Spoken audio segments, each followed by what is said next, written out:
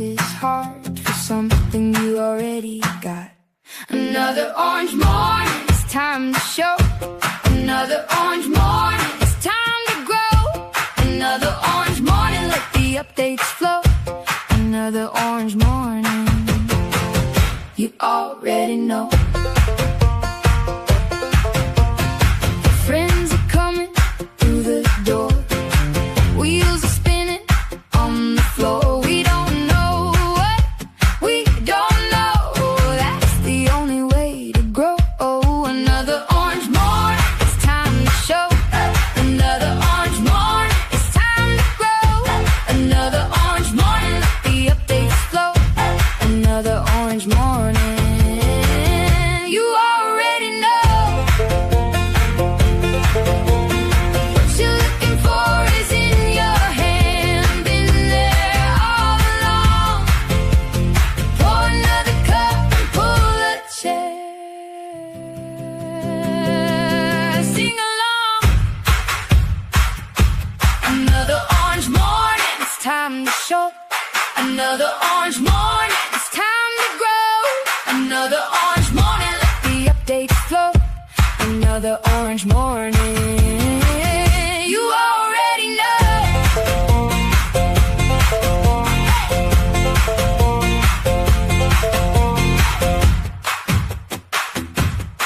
Hey!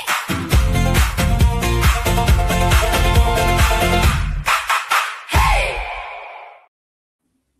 Good morning, HubSpot Nation. Welcome to another Orange Morning. It is Friday, May 15th, 2026. Here with Casey and another new friend this week, Madelyn Donovan. How are you folks doing? Good. Doing great. Happy to have Madelyn with us today. Woohoo! I'm so excited. Indeed. And happy to re-spark HubSpot Horoscopes, which we will be doing toward the end of the show today. I thought that was really fun last year. And so that, if that gives you an idea of the tone of today's show, we're just going to have some fun on a Friday. And of course, since we are Ride or Die HubSpot community members, fun on a Friday looks like talking about some updates first. All right, 2 updates from yesterday. The first, so we can just go through both. That's all. Those are all the words. All of the words, including new help desk routing rule, use assignment workflow. What is it? You can now choose use assignment workflow as a routing option in help desk, allowing incoming tickets to be routed directly into a workflow that manages assignment logic. This gives you a more flexible way to handle complex routing scenarios by using workflows as the central place for assignment decisions. Why does this one matter? Many teams already rely on workflows to manage routing because their needs go beyond simple assignment rules. Things like VIP versus standard customer routing, language or region-based assignment, conditional customer agent versus human handoffs, multi-step routing, and data enrichment logic. Until now, this often required workarounds like leaving items unassigned and picking them up in workflows, duplicating logic across channels and workflows, reconstructing routing behavior across multiple tools. With use assignment workflow, you can handle complex multi-step routing more reliably, clearly define which workflows owns routing decisions, and increase confidence in how assignments are made. Whenever we talk about like VIP routing, as someone that has always like moved more in the marketing side and hasn't spent a ton of time like in the service routing realm, it always makes me like, have I ever been a VIP? What do I have to do? Probably pay more. So I probably wasn't. Yeah, I love what this is saying. I also don't have much experience in the help desk side, but the vibe that I'm getting here is like let the human decide. Like when the human has all the context ready and just make it easy for them to see all the context and then click the button, right? I think the biggest thing that I'm running into when it comes to like everybody wants to automate and create rules about this triggers and this triggers and this triggers, but to do that we need this done, except for when this happens. So I guess we can't build that rule right now. So easy plug for unified customer view, because that's making sense to teams that thought they were going to just come in and the project was going to get done for them and everything was going to be automated. Instead, it's like, let's help you see everything like first, and then put everybody in a position to make decisions like based on that information. Like, and if you can go this route, instead of saying, oh, we really want to fire this workflow, but we need to make sure everybody fills out this property and does it in this way at this moment, but not in this other way at this other moment, right? Because then it's too late. I think that's the human context that's so hard to build into these systems. So just let the humans like kind of do their thing at the right moment. I love what this is getting at. We've kind of been using the like the CRM cards, like that fire workflows in a very similar way. Yeah, I actually, a lot of time, just last week, I built a workflow and I added a 5-minute delay at the beginning of the workflow, just because I was like, in case someone does the thing that gets them in this, and then the human realizes, oh, whoops, I made the wrong, like I clicked the wrong option here. So that's that's a pretty common thing I do in a lot of workflows that require some sort of like manual input to start them off. And so I like this better. I like to, I think you both kind of said this in a different way, but in the platform, like all of us know as HubSpot admins that there's a lot of ways to like get around certain things or to build something a certain way if you know that your processes don't match the HubSpot native setting. But sometimes that just gets annoying because, HubSpot doesn't know that you're using a particular workflow or something. So it's nice. I'm struggling to like envision how this will actually look, but it is cool that HubSpot's like, hey, you don't have to use our thing, but you can designate what process you built. So I'm hoping it just like links to it or something. That's otherwise this probably wouldn't be an update because they would just say you can just turn it off instead. So interesting. Yeah, I think it's just looking at the how does it work. I love it when we try to figure out how it works before we just scroll down and Yeah, that's very like, true. we Good. do that all There's the a time. there's a lot of screenshots in this one too. I didn't It's even. my first day, guys. Right. No, we do it all the time.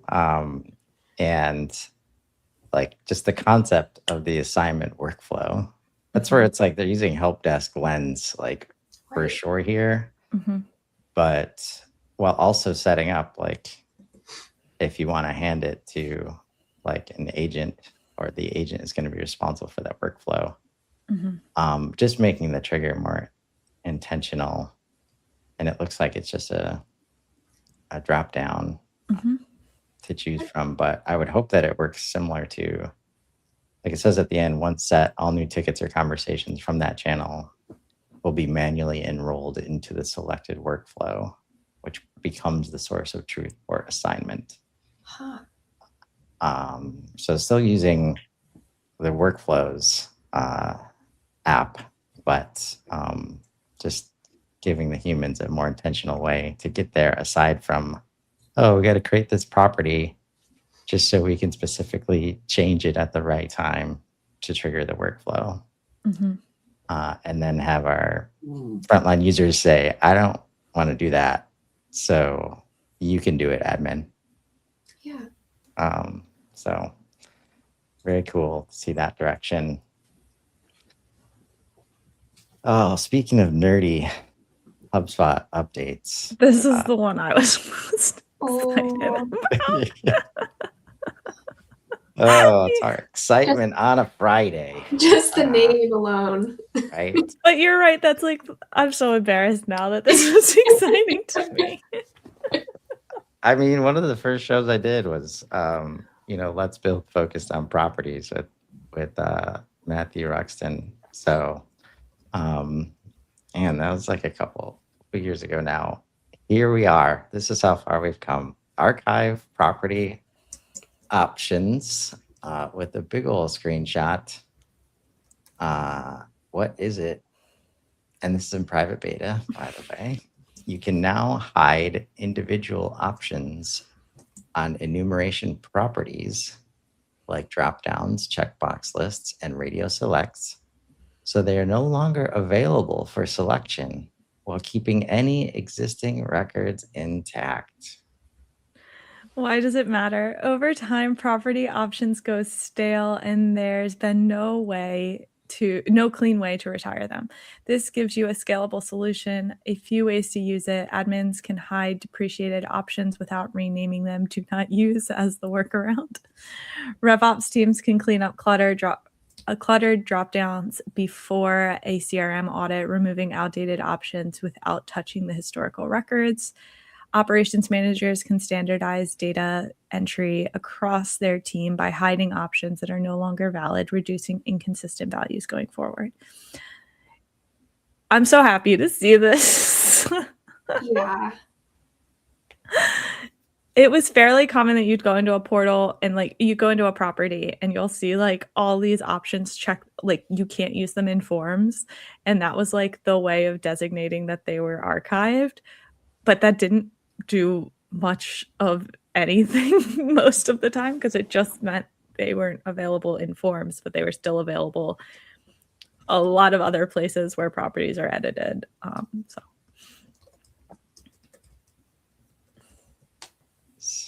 I have lots of thoughts.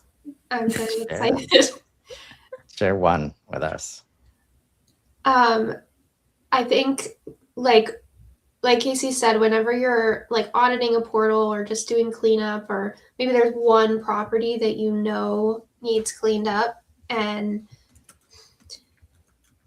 you have two options. You can either ignore it for the time being because you don't have time to clean it up, or like, let's say you're changing the structure of the values, like maybe you want to make like marketing, I don't know, a source property or something, like you want to zoom out a little bit and recategorize the options, then that requires like renaming, merging, deciding what means what in your new definition. And sure, that would be fine in theory if it was just a few updates in settings, but that's not what it is. It's asking a team to make really hard decisions, and they are not ready to commit to those decisions.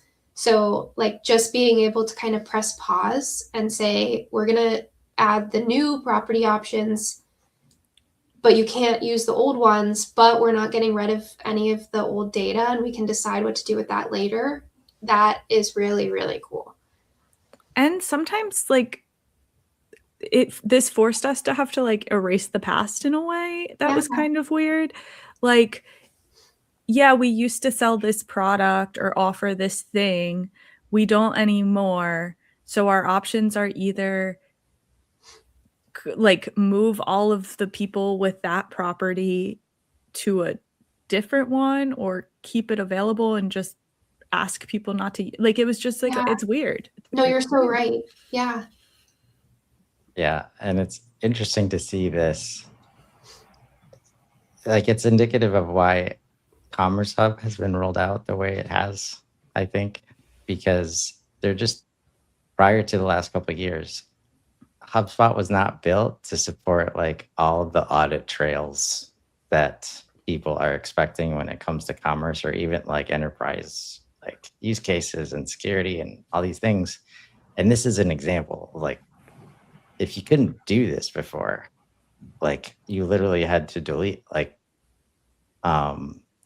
while keeping any existing records intact. Like the opposite of this is not allowed, like in most organizations.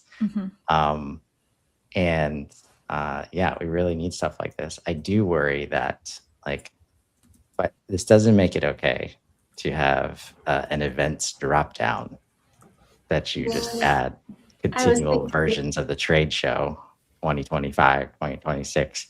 Like just make it, you can do events in HubSpot now, folks. So just, yeah. That's a good point.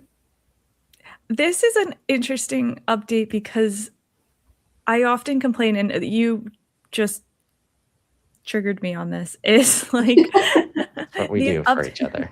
These updates come out and like a lot of times they make workarounds obsolete. So the events thing, like I know of portals that I still manage that have that because the team just hasn't had the time, or it's working, so like why switch to the events tool? I think Chris attacked me this morning. But is it working now, Casey? Is it? But this update specifically, I guess it's here. It's going to mirror me. This update here is kind of the opposite of that. Like, this is an update that allows us to actually like create less tech debt in a way that a lot of times updates, not that it's their intention, but end up doing the opposite. Yeah, there's been lots of moments, I think, over the past 6 months where like they're taking like quality of life into consideration for smaller teams or users that just, like adding properties from the CRM index screen with just a click without like having to go through the motions of everything else, right? I think was one of those where it's like, oh, okay, we're not going to govern this thing now if that's what we're allowing. But when you have a small team, especially when they're used to doing whatever they can on a spreadsheet, it's like it makes a lot of sense to, it allows for adoption in ways that weren't allowing before. Right. This could be a good deep dive today, honestly. What's going on? What's new with properties? But we'll see where Will It Workflow takes us. You ready? Do we need to explain it to Madelyn? I will say that I didn't tell you this, Chris. Trisha was on the show yesterday. She said she was confused about what we were doing until we were basically done. So I think I'm very curious. I'm very curious. I'm a fast learner, but maybe for new listeners, we could get like a quick explainer. You mean this one-liner from AI? Yeah. 3 wheels, 1 combo wheel. That doesn't help you understand what we're doing? 3 wheels, 1 combo. The wheel never repeats. Isn't it clear? We're back. This is classic, like core marketing right here. Below the fold is all the information you need to understand what's happening and why you want to click this button. Ooh, okay. So Will It Workflow question 1, not in any order, but we try to answer all 3 of these. But should it workflow, and how would you? And we've got HubSpot objects, so native objects. There's like 28 of them in there. Apps, as HubSpot refers to it. So there's 50, I think, native HubSpot apps plus some external apps that are popular, like Google and Outlook and things like that. And then what are we trying to do? The use case. And the apps you got from here, right? Yes.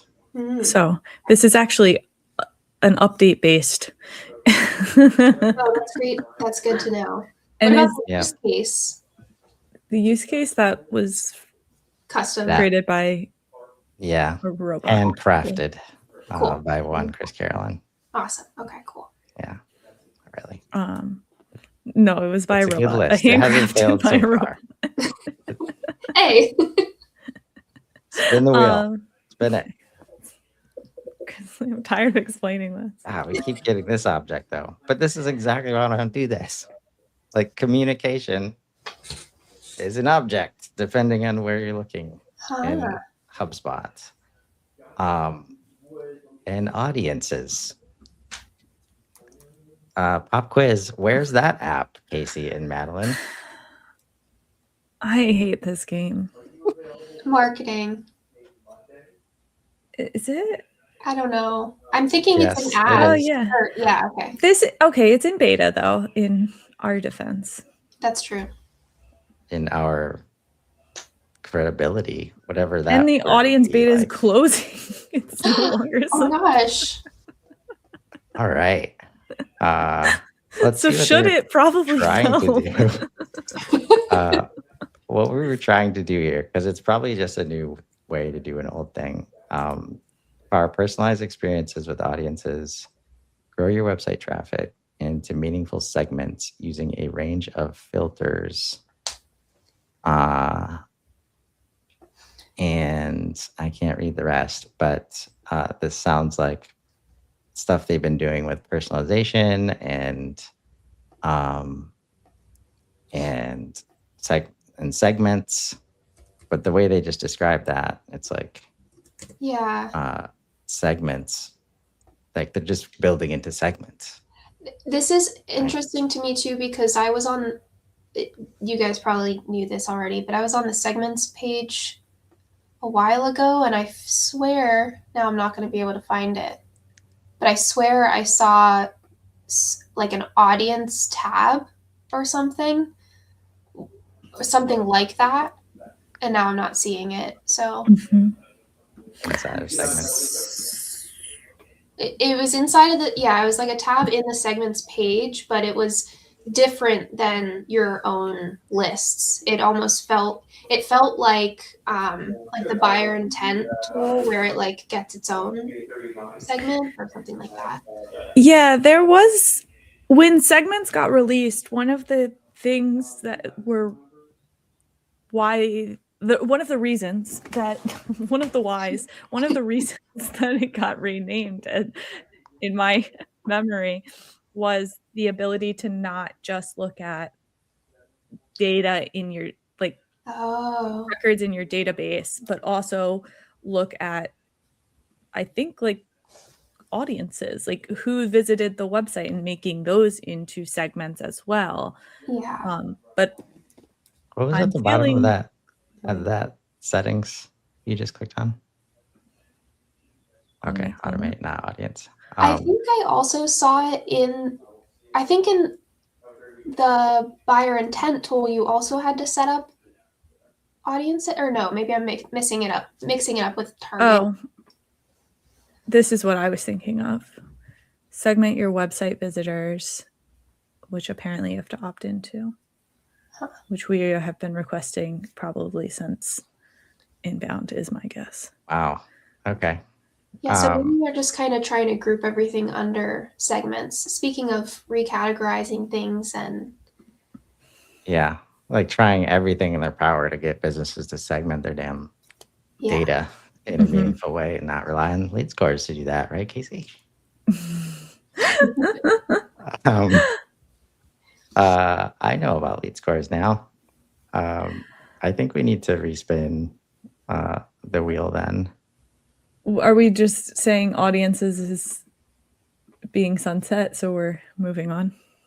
I mean, that's how I'm going to interpret beta closed. I just feel like I should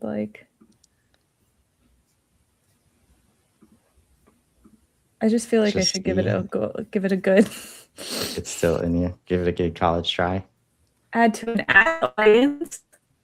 Right. That counts. That's different. I guess that's a Facebook or Google audience. So. Right. So you could, in theory, get some sort of communication, add someone to an audience, and send that for review. That doesn't really make any sense. All right. Fine. Yeah, we got to work on these use cases. Gotta get some more. Honestly, Okay. they're classic use cases, though. All right, this Here is we you, go. Chris, but Ooh, this Yeah. will workflow.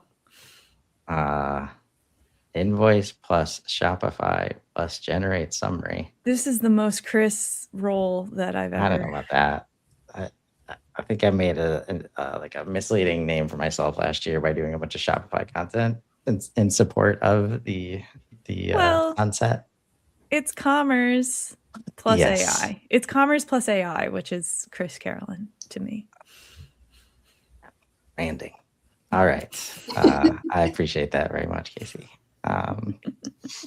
Let's jump into workflows. Off the top of my head, it's somebody orders from Shopify. You bring that and it automatically syncs into HubSpot. Mm-hmm. And there's actually some specific, let's look at workflow templates, actually, Okay. because I think a lot of people don't know about this stuff. Go ahead. Well, because I said yesterday, I think in workflows, I skip the templates because I'm like, I don't need them. I'm better than the templates. No, I do too. Because I always think like, no, it's not going to know exactly what I want. Yeah. Right. And this could be like if you are represented with I think if you don't know workflows and you're just curious if, Right. Like you might come here and do the search. Mm-hmm. So I was going to just search order at the top.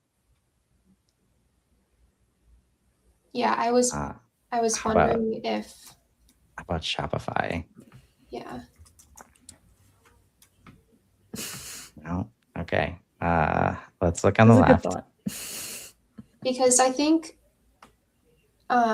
are invoices like an object that comes over from Shopify, Chris? No, they're not. Okay. Like it's definitely going to be something like order comes in, trigger invoice, and then do stuff with invoice. But there used to be some what support customers? This is very relevant to me right now. I might do this after we get off. I feel like really manage payments. Where they did this, because there was definitely when they came out with orders, and when they were focused on the Shopify integration, they built some stuff specific. So it's kind of buried. It's not calling attention to orders or Shopify anymore, but send welcome email to new e-commerce customers. Create quote when a deal is created. So e-commerce, maybe if you search e-commerce. I'm looking in the integration settings too. Okay, cool. Yeah. Just to make sure. And maybe it's not showing us stuff because we don't have Shopify integrated. I was thinking that too. I was gonna say I'm looking in a portal right now that does, and I'm curious if it also recommends simple workflows. It doesn't look like it.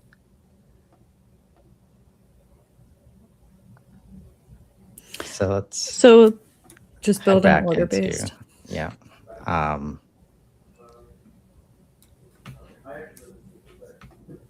So I guess when a record is created, probably. Yep. And it would be an order. And in theory, please stay with us. This order was generated from Spotify in this example. Shopify. Or Shopify. Yeah. Spotify. I do that all the time. When you're in your, here, I'm gonna open, just if this helps, when you're in your Shopify integration settings, there's a tab called Feature Discovery, and it lists out a bunch of stuff that you can do because you have Shopify connected. Some of those are like workflows, some of those are agents and things. See, that makes way more sense. Do you mind if we show that? Yeah. Can we do that? I don't Do know. you want to share your screen? Are you ready? Hold on. How can I hide the name of it? Can I share part of the screen? You know who it is. Right. You won't mind. Okay, then I'll do it. I've Blame shown Chris. them on the show before. Yeah, Okay. I'll definitely take credit Okay. on the show, on some random LinkedIn Live at some point. Yeah, because there's not going to be any customer information on this page outside of that. All right, so we're adding a stage. Because we're also seeing this, like, I've been fortunate enough to experience all of the recent updates related to Salesforce integration. I need to ask you. Fortunate. But this is where it should be, right? If it's related to Shopify, like, don't have the templates in like the general templates area that people are going to be looking at. So this feature discovery, I didn't really enjoy at first. Like, it's kind of like, who's going to click on feature discovery? Like, if you're trying to make things work, like, Right. it just wasn't making sense to me. But now that we're in this moment, like, makes sense that these are put over here. So what are we seeing here? Yeah, so sync your Shopify. Obviously, that is the sync settings. So that's the first thing that you have set up. Then it says analyze your store's performance with HubSpot's e-commerce agent. Sync Shopify and HubSpot data, of course. Sync settings. Easily. Track the status. Yeah. Of your e-commerce order. Yes. And often I think that's where the invoicing comes in. Like, Right. Like, it depends on what has happened with the order fulfillment on whether or not you can invoice, or are we in the middle of a milestone payment cycle? The team's actually working on some milestone billing stuff. That's pretty cool. So yeah, cool. Thank you for sharing this. And so it's interesting, like, to watch them. They develop for the integration, and then you can see some of it come over as the e-commerce stuff. And so if you're doing e-commerce, like, there's objects in HubSpot that can help you. Might not be as smooth to set up as the Shopify integration, but I mean, for most people, orders and invoices in HubSpot is going to be a revelation. And it's not that we want to replace whatever system you have that stuff in now, but if we look at our goal here, like the use case, right? Generate summary. The other systems won't be doing that. And they certainly won't be doing it with the context of the customer and everything has happened with the customer. So if we have order comes in from Shopify. We have to create a deal for it before we can convert it to an invoice. Okay. We shouldn't have to convert. I think here too, that what helps me a lot is being familiar with the terminology that the other app uses, because with the Shopify integration, you get carts and orders, and like carts is they, put something in their cart. You don't know if they purchased it yet. It was just them potentially making an order. But then if they did make an order, that means the purchase went through. So like theoretically, every order is an invoice, or like should have an invoice. Yeah. That's the way I think of it, at least. And sorry for the abrupt no there, Casey. I was like, I don't know.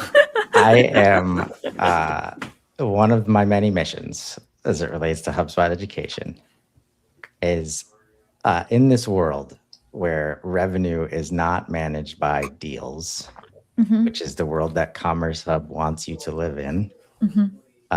Every deal becomes an order, but not every order becomes a deal, right? Yeah. So that's why I'm a little quick on the trigger there. But yeah, it might be a problem. It has been a problem in the past where the only way to get to an invoice is to move through something like a deal. So are we not able to create an invoice directly? Correct. So when I go to create record, invoice is not an option. What if we search the word invoice? On the actions, Yeah. then Let's it's just see. convert invoice, which has to be a quote or a deal, which is why I brought up the deal. I know.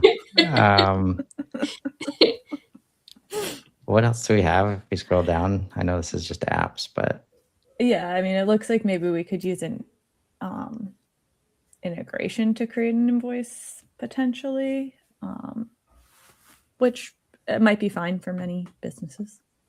yeah.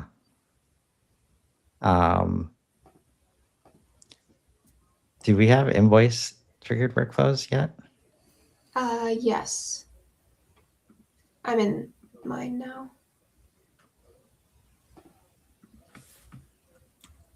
I guess I shouldn't say. I don't know if it's in beta or. It looks Yeah, like it's it's here. real.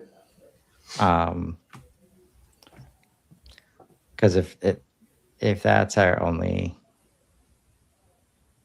option, then maybe we're doing something like that's referencing, what's been happening in Shopify. Right. Is to generate Shopify the summary.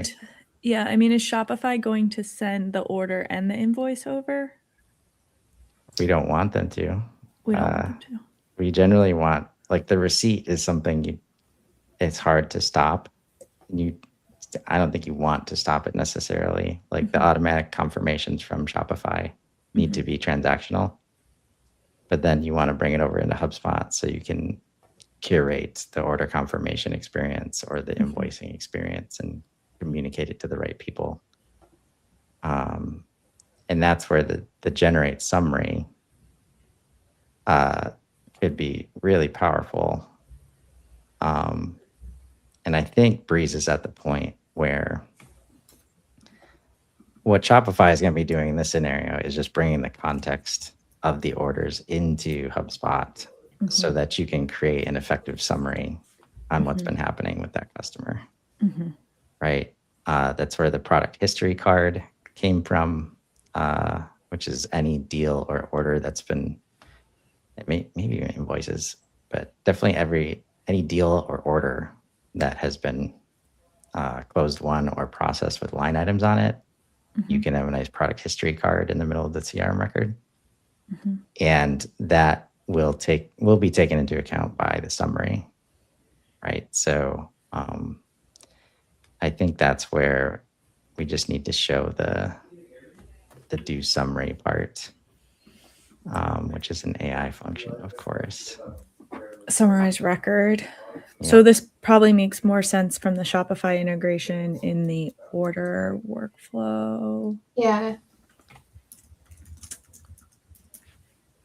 Because you get a lot of data from the order record. So we would be summarizing the record of the.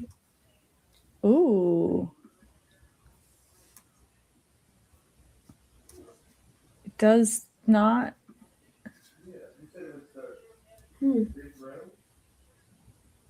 Is that new?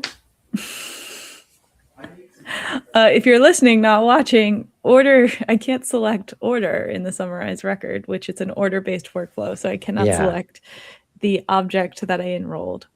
Right. Which is I don't stunning think we everyone. want to do that. Yeah. So this is, again, why we want unified customer views in place, because we're just going to use the invoice to say it's time to do this thing.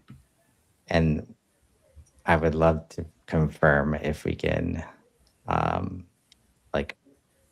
do things for the associated contact record based on the invoice. Yeah, like I feel like what I would do in this scenario, or what I usually do, is create record and then just copy all of the order properties over to the invoice that I would want to keep. But you're right, like theoretically they should just be able to summarize it on the order without having to do that. Do we still have the invoice? workflow open.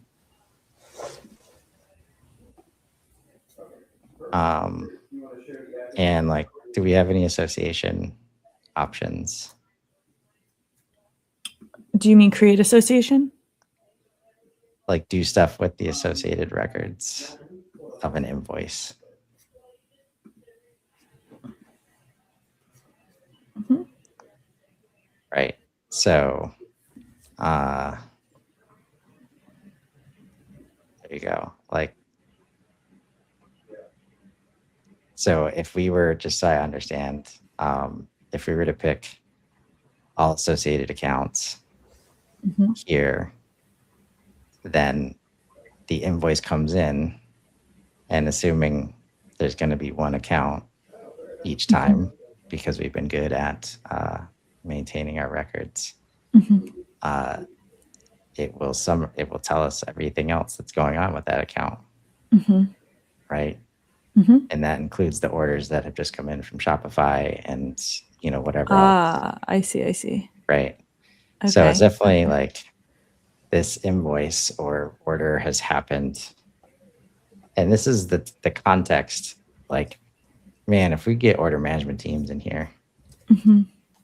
this is the stuff that they do like all day, every day, where they're just calling departments, like jumping into ERPs and CRMs and like running back to production and shipping.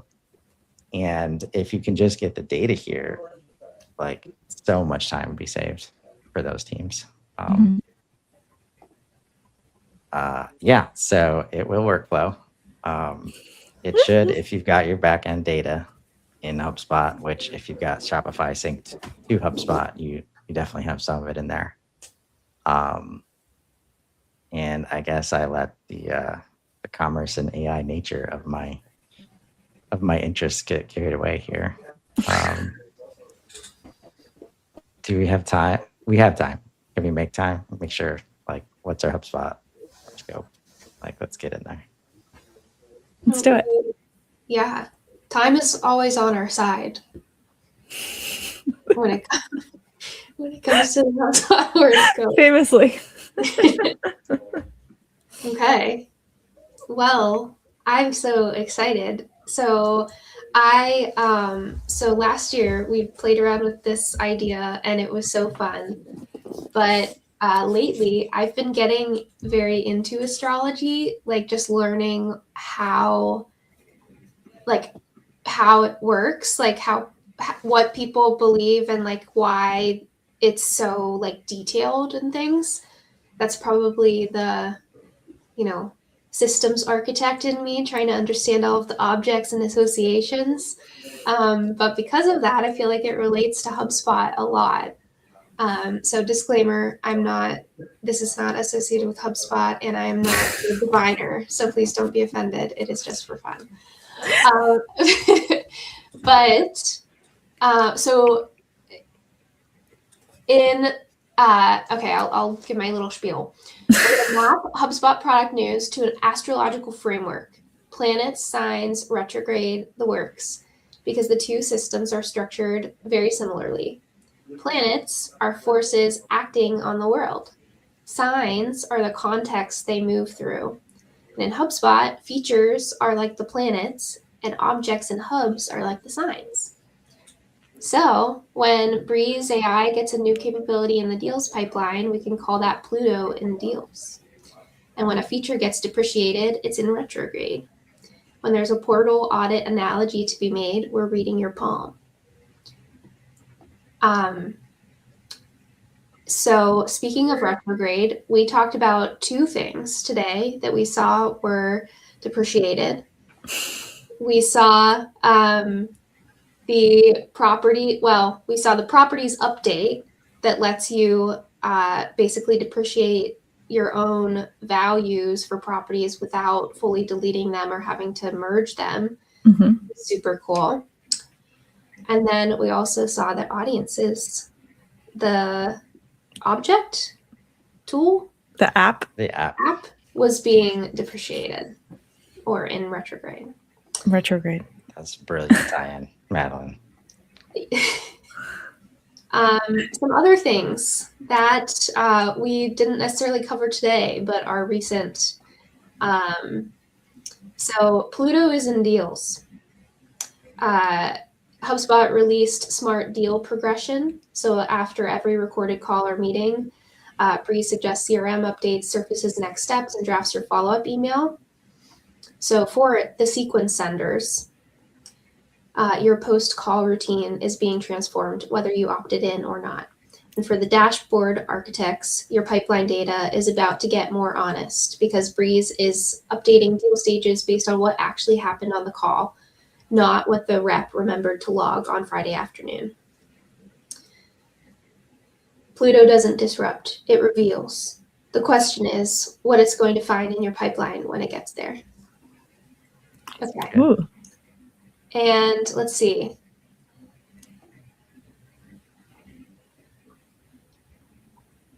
I'm trying to scan for the most important readings. Yeah. Your divine. One more. Ooh, okay. Mercury opens 2 new roads.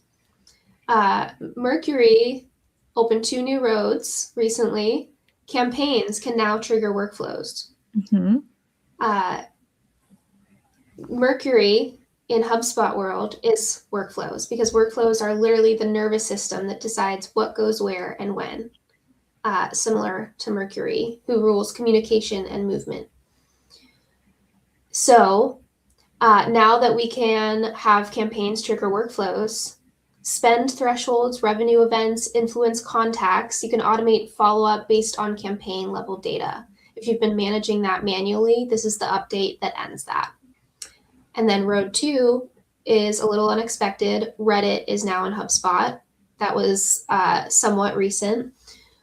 Social monitoring, post publishing, comment replies are all on the platform. Mercury went somewhere new this week and it's a subreddit. So for the UTM purists, Reddit attribution is now a real conversation you will have to have with your team. We recommend preparing a slide deck, maybe 2. Okay. And then I just want to call out, number 1, we found out that we're all Aries this morning. Did. Which I feel Indeed. like is very relevant. And then number 2, Chris, at the beginning of the show, you, or maybe it was Casey, I can't remember. One of you mentioned let the human decide when it comes to the update. And that's a lot like Earth. In astrology, we don't talk about Earth because everything's from Earth's perspective. And that's just like it should be for the HubSpot user. So that is I my like reading it. this morning. Deep. Yeah. Reflective. I need more reflectiveness in my daily for sure. So appreciate that. Excited to have you here every Friday to share that with us. And it's been a fun week. Don't forget to check us out in about an hour. We'll be with George B. Thomas doing the weekly updates show. And until then, or until we see you on Monday, everybody have a great rest of your Friday.